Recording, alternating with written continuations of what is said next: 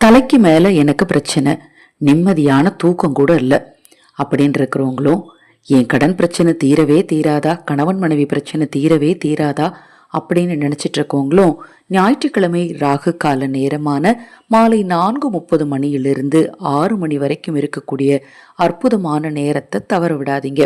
ஒவ்வொரு கிழமையும் ஒவ்வொரு தெய்வ வழிபாட்டிற்குரிய ஒரு நாளாக கருதப்படுது. அது மாதிரி ஒவ்வொரு திதியும் பார்த்தீங்கன்னா ஒவ்வொரு தெய்வ வழிபாட்டிற்குரிய நாளாக கருதப்படுது.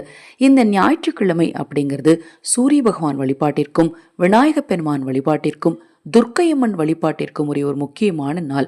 அதை போல ஞாயிற்றுக்கிழமை கண் திருஷ்டி நாம் அறவே ஒழிப்பதற்கு செய்ய வேண்டிய பரிகாரங்களும் செய்ய வேண்டிய ஒரு முக்கியமான கிழமையாகவே கருதப்படுது.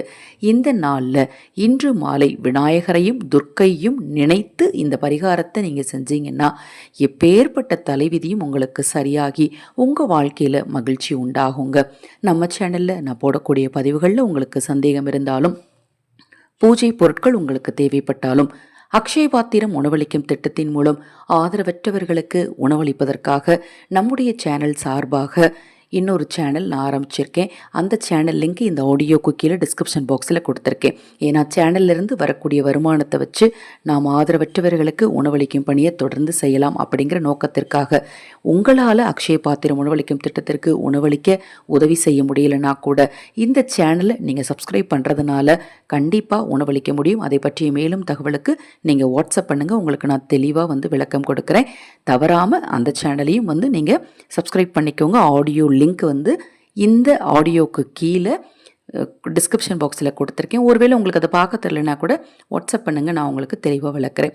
இன்று இந்த ராகு கால நேரத்தில் விநாயகரை நினச்சி தேங்காய் எண்ணெய் ஊற்றி மஞ்சள் நிற திரி போட்டு தீபம் ஏற்றணும். இது முதல். ரெண்டாவது, பானகம் துர்க்கையம்மனை நினைத்து பானக பிரசாதத்தை பூஜையில் வச்சு மனதார விநாயகரையும் துர்க்கையும் நினச்சி வழிபட்டுட்டு அந்த பானக பிரசாதத்தை யாராவது 3 பேருக்கோ 5 பேருக்கோ கொடுங்க. கண்டிப்பாக உங்கள் துன்பம் தீருங்க. முடிஞ்சால் இது நீங்கள் கோயிலுக்கு போய் செஞ்சுட்டு வந்தீங்கன்னா கூடுதல் சிறப்பு. தவறாமல் இந்த ஞாயிற்றுக்கிழமையில் இந்த பரிகாரத்தை செய்யுங்க. இது போன்ற எண்ணற்ற தகவல்களை தெரிந்து கொள்ள தொடர்ந்து நம்ம சேனலை பாருங்கள். மகா பெரியவா அருளால் உங்களுக்கும் உங்கள் குடும்பத்தாருக்கும் நல்லதே நடக்கட்டும்.